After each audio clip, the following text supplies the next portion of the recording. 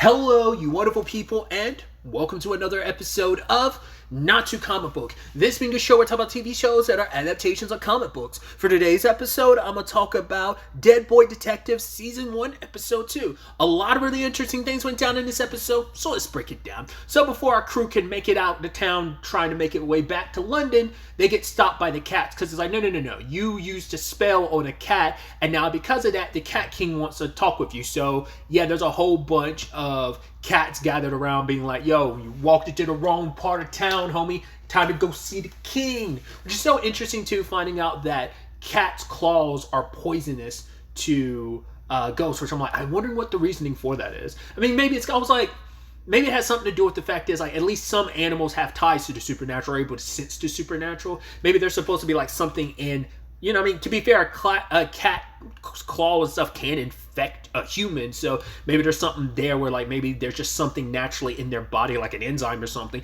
that just does not interact well with the supernatural, in particular, ghosts. I don't know.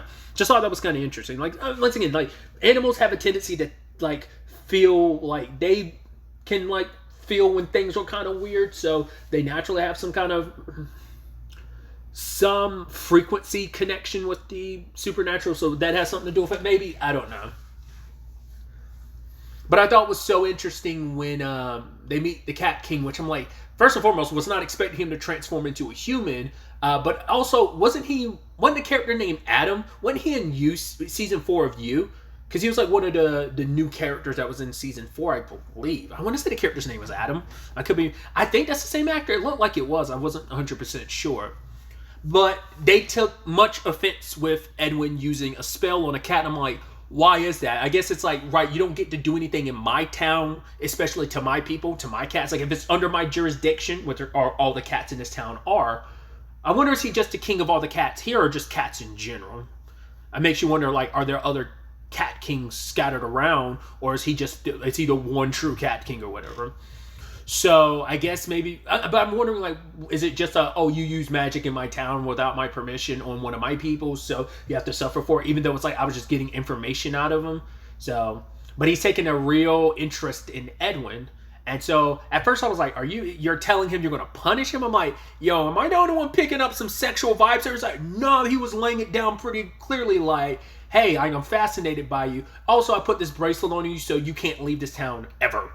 By no means. Not even by mirror, because, you ghosts are tricky. So it's like, yeah, the only way you can remove that is if two things. One, you basically have to make me happy. You could do that by satisfying me one way, or you could count every cat that exists in this town. Which I thought was interesting. Well, first and foremost, I was like, oh, that's got to be weird for Edwin in multiple regards. I was kind of getting a feeling like there might be something like along, like, you know, Edwin when it comes sexuality-wise. I mean, he comes from an era where obviously that would not be super kosher to be gay. And part of me almost wonders, is that why he was sacrificed the way he was? Like, did everyone know or have a funny feeling about him or whatever the case may be? But he's coming to terms with it, like, because he is very old-fashioned in a lot of ways. Obviously, Charles calls him out for that, and even Crystal does. But I think he's not comfortable enough with his own sexuality. I mean, he never really had a chance to be, because he died as a teenager. He never really got to live life. Let's not forget a good chunk of his afterlife. Most of his afterlife, 7/10 of it so far, was spit in hell. So, you know, not conducive of time to be figuring out your sexuality and stuff. But the Cat King's like, dude, like, oh, I see you're very old-fashioned. He's like, I'm all about, like, having fun, but also, like, consensual. So I'm not gonna, like, you know, like, make anything happen. But Edwin kind of does, and he feels conflicted about it, to the point he won't tell anyone the truth about everything, because he lets little details slip throughout, being like, oh yeah, the Cat King whispered in my ear, and Charles like, what do you whisper in your ear? It's like, it doesn't matter. It does matter. The fact is that it becomes more and more of an issue the more you fight it. And it's like, well, why are you fighting it so much? I mean, to be fair, once again, it's a weird thing. He may look human, but he is still a cat. That can get into that weird bestiality thing. But then you're also like, well, maybe that doesn't matter in this regard because he looks human. And it's like, well, then how is that any different from animes? I mean, you know, Fruit Basket is a franchise, you know, a manga and an anime where, like, people turn into animals. So it's like, but you're talking about an animal turning into a human. That's a whole thing. To be fair, Fruit Basket, that's a whole Zodiac curse situation. So it's different circumstances, but it's still a thing of, I mean, to be fair, there are plenty of, like, oh, cat people. I mean, once again, it's like, we if you've watched anime, you know how weird anime can get. So it's not that outrageous, but it's like from a general perspective of people who aren't too comfortable with that, I'm like, it could come off looking like a little bestiality, but like I said, it's supernatural on supernatural. I'm a dead teenage ghost. I'm a ghost. I'm a dead teenager. You're the cat king who can morph into a human. So either way, like I said, it's a frustrating thing for Edwin. It makes sense too because he's a control freak. He likes being in control, and control was snatched away from him. Plus, he blames himself. It's like the most frustrating thing is he's always been the brains of the operation. For him to kind of get outmaneuvered like this, especially because he got like distracted because he was caught up in the moment with the Cat King, and he doesn't want to admit that because it means confronting probably a lot of like questions he has about his own sexuality. Especially because the Cat King was like, "Yo, what's up with you and Charles?" He's like, "Yo, we're just best friends." I'm like, I don't think he has feelings for Charles. I think it is just like a platonic line, we're best friends. I mean, it might be a thing of Charles kind of has an idea of like, Edwin, but it's being like, no, like I'm not going to bring that up until you're comfortable enough to talk about it. So maybe there's something there, but I don't think there's anything like where, like I said, a one-sided thing of where Edwin is in love with Charles, because you'd almost think like if that was the case, maybe that would also play into why he has such an issue with Crystal if that ends up being the case. But like I said, I think it is just a platonic friendship for now. We'll see whether it ends up unearthing as the season progresses, whether or not there's more to that or not. But yeah, he's the reason why they're stuck in this town and can't get out. Especially a town where it's like, yeah, the very town where we pissed off a witch. So yeah, we're supposed to get out of Dodge, but that's impossible now. But I figured like, there's no way they're not going to like stay in this town considering like, right. Well, Ginny and Nico seem like such particular characters. I'm like, there's no way they're going to be one-off episode characters. It's like, this is going to be their new base of operations, and lo and behold, it is. Because their mail is starting to get delivered here as well. It's like, well, the mail gets delivered to wherever you are, which is interesting to know ghost mail works like that. That's a fascinating mail system. But it pointed them towards, was it Tragic Mick, his shop, which that actor, I love. I will always know him as like, he's been in so many things over the years, but probably like the thing I always think of was like him from The 100. He played a character Pike. There's a very complicated character because he was like a douchebag, but you understood his reasonings for being a douchebag. Either way, kind of feel bad for his character in this show because it's like Mick is a walrus who basically is stuck on land in the form of a human. And I love that while he was about to go down his story route of why he is the way he is, his circumstances, sadly Edwin cut that story short. Hopefully we do get that story because I'd love to know about that. Eventually that's got to tie into one of their cases at some point in time for us as the audience to fully hear that story. But sadly, Esther was in the shop at the same time, hearing about the bracelet that's keeping them in town, and how it's like, cool. That Cat King, doing his thing led to these kids who are already a nuisance to me not being able to leave my town. That is kind of this interesting conundrum. The Cat King operates here, but also Esther's here. Just, it seems like a lot of the supernatural is just kind of like, yeah, we interact with each other probably as little as possible. Like, Mick is like, yo, this is my shop. I do business with everyone. Like, he's probably like very Switzerland in the grand scheme of things. But I don't know if there's bad blood between Esther and the Cat King. But it's just like, you do your thing, I do mine, and we just stay the hell out of each other's way type of thing. But she did seem like annoyed by him making a decision of trapping the Dead Boy detectives here. Especially because it's like, she views this as her town, whereas he looks at this as kind of like his domain. So it's a fight over territory, I think. Obviously, things are just even more complicated because on top of all this, obviously, Crystal's still dealing with being stalked by my demon ex-boyfriend. Also dealing with the fact that I still have no memories of who my family is, and are they looking for me? How do I find them? How do I even begin looking for them? Oh, and plus the Nico situation. Her circumstances ended up not being what I thought that was just her own constitution. Like maybe there's something supernatural related to her. Like why? I thought maybe it was something in her supernatural that Crystal was responding to, and it manifested that way, which, to be fair, that kind of ended up being the circumstance, but I didn't expect it to be what it is. Like, to the point, the colors came out again, and she passed out from her nosebleed, and it turns out when Crystal touched her, all she saw was, like, these bright lights. Looking through some books at the office again, which is, like, it's interesting to see that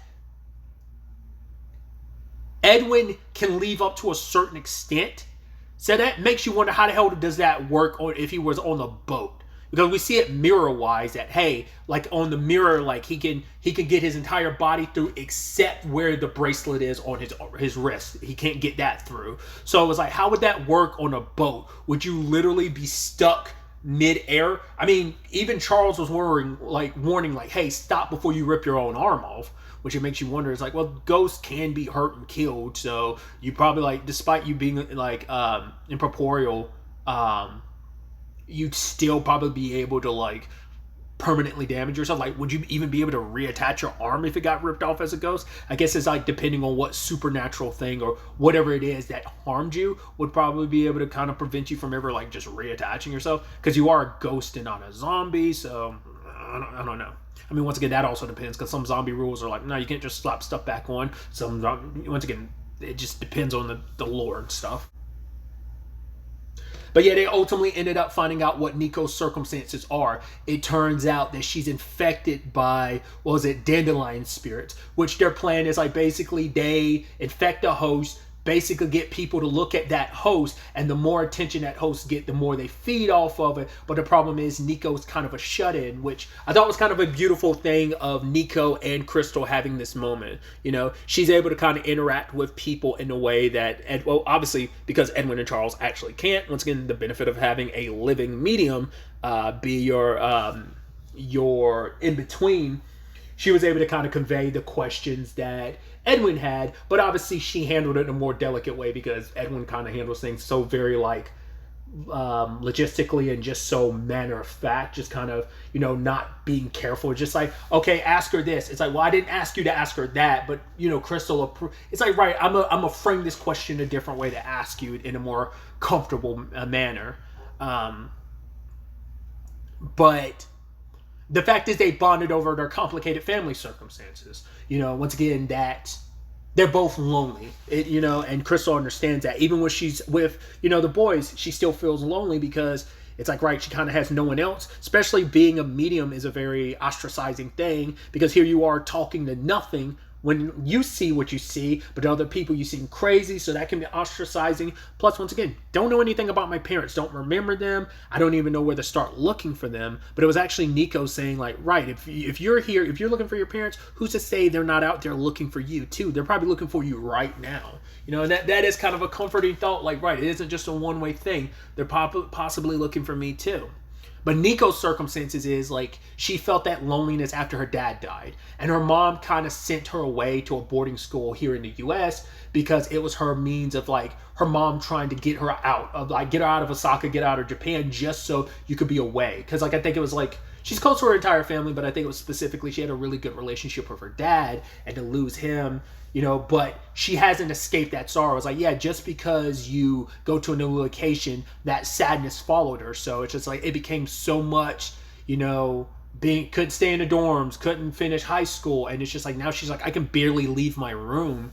And it's just, she isolated herself so much. You know, and that sorrow hasn't gone away. She's gotten letters from her mom, but she hasn't even responded to them or even opened them, because she knows, like, my mom is just going to be asking me, am I okay now? Which I'm like, I don't want to lie to her either, so I've ignored the letter.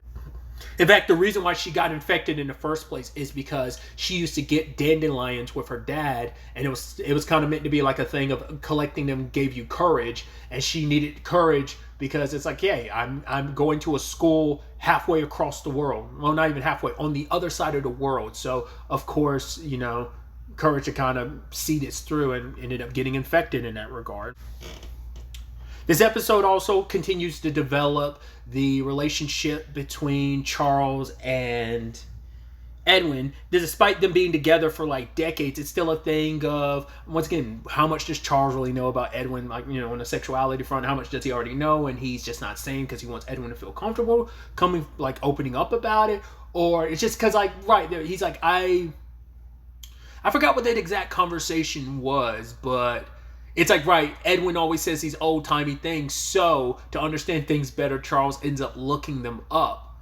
And I think it was specifically about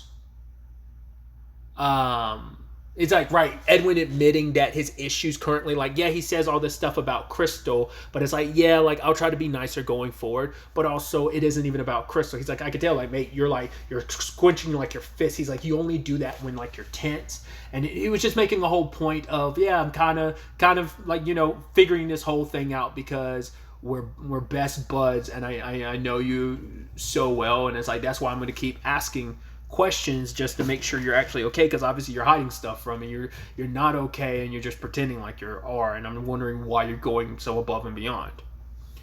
But either way, they ended up finding the place where Nico got infected, and I would once again just kind of showcasing like the arsenal that they have, because they have a device. Once again, I don't know if that's something they found, whether that's something they made, but it was a device that basically acts as like very like hot, like almost very steampunk-ish glasses that allow you to see what used to be. All these markings on this like sacred place were like chiseled away, and it's like, right, we can look at this and see what used to be here. And then eventually they see that the place is riddled. Well, they had saw before that the place is riddled with corpses of all the prior victims of these dandelion spirits, because they eventually literally explode out of people, and that's what all these bodies are. So you're like, interesting. So they always come back here, die, so that they can always spread out very much in the same fashion as a dandelion being blown into the wind. But then all the corpses started coming to life. Thought it would have been more of an issue than it was, but it's like, yeah, they reanimated momentarily just to kind of be a jump scare and freak you out a little bit. But thought they would have probably like got up and followed them into town, and would have been just kind of a Night of the Living Dead type of situation. But luckily that didn't happen.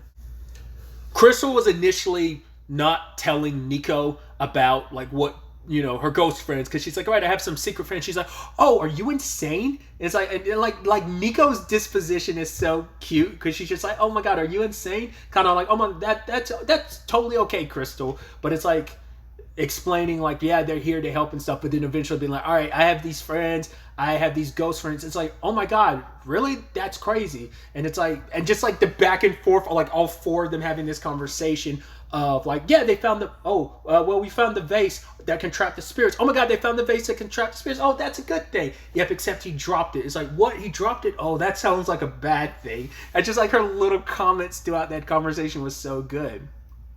But I also love how like there was almost like a cute exorcism element to that, where it's like the bed was shaking and like the light coming out of her eyes and mouth are pink, so it's like, it's not as like scary and grotesque as like very Exorcist fashion, but like the bed lifting, her lifting, it's like that's the cutest like exorcism type of like scene I've ever seen to some extent.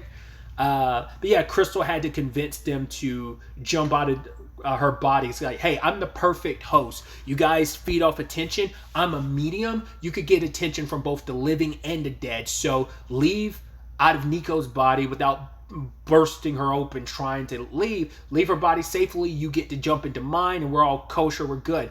Was not expecting it to be like a pair of dandelion spirits. I don't know if they're just like buds, or if they are a couple, whatever their circumstances are, and they're so foul-mouthed. I love them. I felt like I recognized one of the spirit dandelion spirits. I believe I saw her name in the credits. I think it's Kathleen Riley. I believe that's who I think if she's who I think she is, because I think I've seen her video, some of like her sketches and like skits like online on TikTok and stuff like that, which is so interesting because I don't actually have TikTok myself, but I see like re-uploads of it on different social media. So it's like, I think I've come across her. Wasn't she on an episode of Take Your Shoes Off too?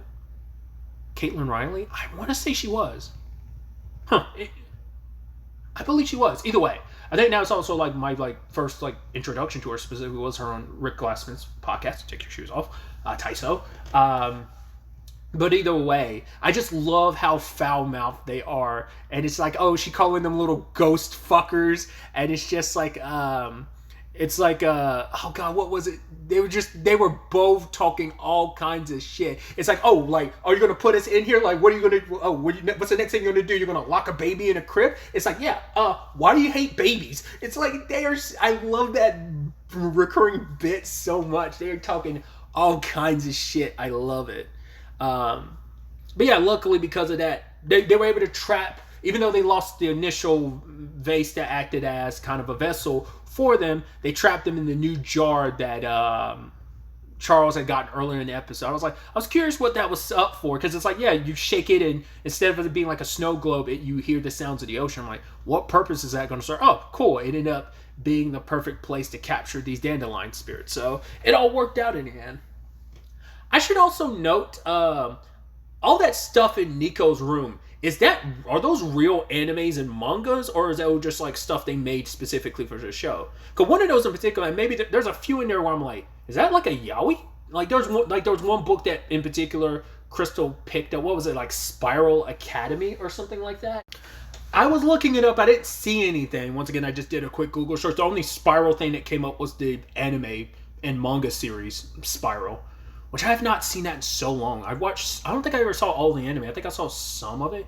I don't even know if that covered the entire manga story or not. It's a mystery series about people that are cat-like, and I'd actually completely forgot about it. They were not like they have certain cat-like qualities, I think, like their eyes, and I was reading like, oh yeah, I forgot the missing seventh rib angle. That's a whole thing. But either way, that's a whole tangent. But I don't think I think those are made specifically for the show.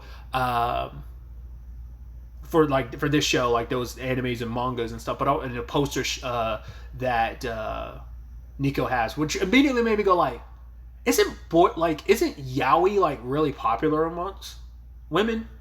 Maybe I'm mistaken, because I feel like that might be isn't it like the stereotype? I mean, I don't even know if that's stereotype or is that just like a generality of more likely like most fans of yaoi would be girls. But I'm also like, is that just a Japan thing? Because I've always heard that, but I'm like, is that just a Japan thing, or is that replicated internationally speaking too? Like, outside of just like anime fans, like are there a whole bunch of anime like female anime fans who enjoy yaoi, or is that just kind of like does that go outside of just anime in general? Once again, I've always been curious about that on an international level, but tangents and all that aside, that's what that all kind of set my brain spiraling thinking about. But yeah, like I said, luckily everything worked out, and Nico is 100% okay.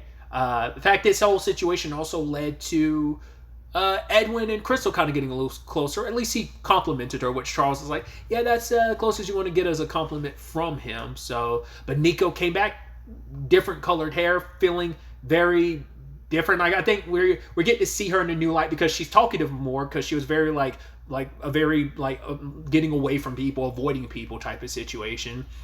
I love the whole thing of like, yeah, I thought about what you said about writing my mom's letter. So it's like, oh my God, I'm sure she's gonna be so happy to hear from you. Oh no, I'm not gonna do it. I just thought about it doing it. Maybe. I was like, I love that response. But it also seems like because of her near-death experience, she can now see Charles and Edwin. So I was like, oh, that's cool. So you've kind of been brought into the fold of all the supernatural shenanigans that are going to be afoot.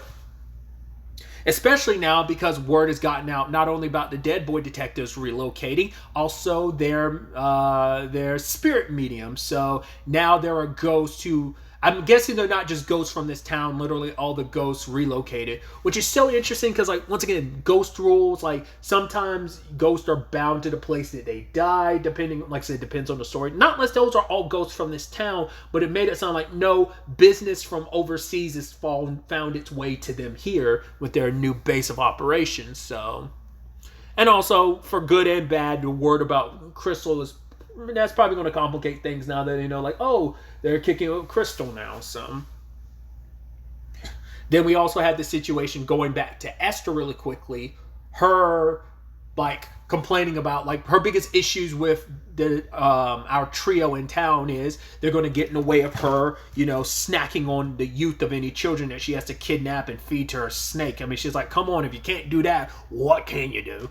But also, she's upset because Crystal was able to read her when she touched her in episode 1, which is like, she shouldn't have been able to do that. I guess maybe as a witch, she has guards against stuff like that, like magical guards that would prevent something like that. But maybe her history is so deep and buried that it's like, you shouldn't have been able to do that, but you were.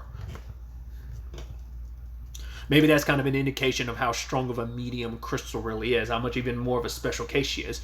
To be fair, her her demonic ex-boyfriend literally talked about how special she is. So and maybe that speciality about her is probably correlates in some relation to who her parents actually are too. There has to be some correlation and connection there. So, but at first I kind of felt bad for Daryl Monty as he was getting ripped apart. I was like, Jesus.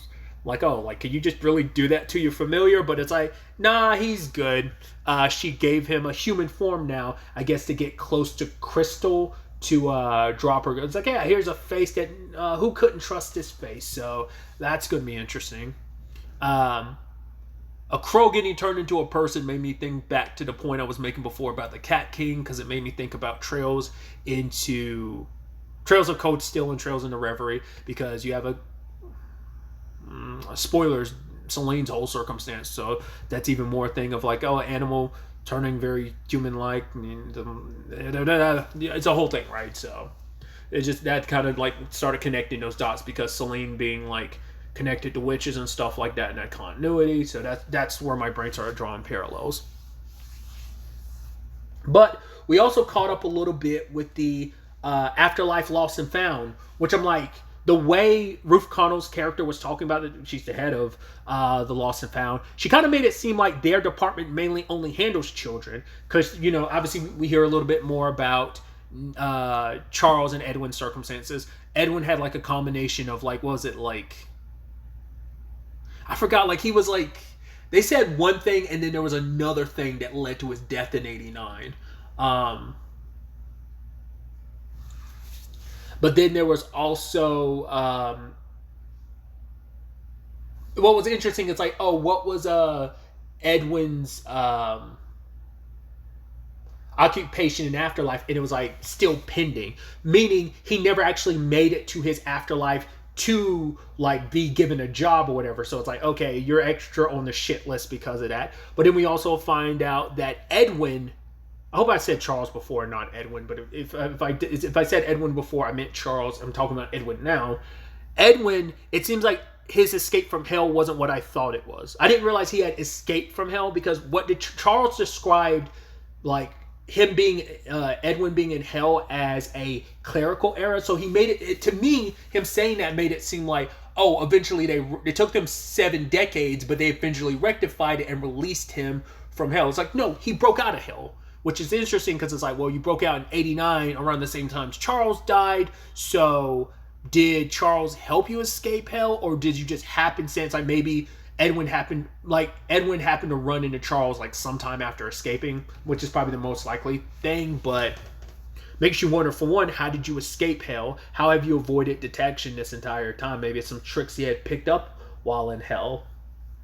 I'm sure eventually they'll tackle some of his time in hell. Dean Winchester I mean, to be fair, Sam kind of had his own experience in hell. To be fair, it's like, because like Lucifer's cage was in hell. Yeah, it's in hell, so you know. So he had his own experience, but it was like, it's not the same as Dean's. Funny I'm bringing that up, because I have seen something else recently that was like, oh, Dead Boy Detectives. It's like it's the Sandman meets Supernatural. It's like, oh, hell yeah, because I constantly make Supernatural references in correlation to this, because there's a lot of overlap. But either way, their whole operation is about like, cool. Well, really quickly, before I move away from that, it turns out his afterlife occupation is being in hell, so they're going to capture him and put him back into hell. Because that was the whole point that Edwin has made, like, right, he knows what's awaiting him in his afterlife, it's going back to hell, whereas Charles, he's not sure what his afterlife is going to necessarily pertain to, and he kind of doesn't care to find out, so it's like, right, let's keep avoiding death or anyone that might be after us. But the Lost and Found, Afterlife Lost and Found, are adamant about getting them. Like, there was this sad line from Ruth Connell's character. She's like, there are more dead children now than before. I'm like, oh, that's a very dark statement to have. But that's why I was also leaning into, like, oh, is your whole thing is, like, your department specifically deals with kids? It's not just like, oh, you deal with all lost and found. You deal specifically with those children who are lost and need to be found, type of thing. I was like, interesting. Like I said, that was my understanding. A future episode could end up proving that entirely being a wrong assumption on my part. But yeah, like they're all about keeping their quota up. So it's like, right, we got to find these kids and rein them in and keep our numbers afloat. Because I guess it's like, well, this is, I mean, they've been both on the run for the past 30 years. So, I mean, I guess it's like, I mean, it's kind of like the most wanted list, you know, in real life of, yeah, there's some, you know, some people just kind of escape your grasp. But it's like, do they suffer any ramifications for like them being on the run for so long? Makes you wonder. Had there been others who've been on the run longer? A lot of questions I have in the grand scheme of things, but some very, very interesting developments all around. I'm excited to see where the next episode ultimately ends up taking us going forward with all of this. But really, that's all I wanted to talk about. Till the next time we meet, be happy, be safe, live life to the fullest, and enjoy it. Good day and goodbye.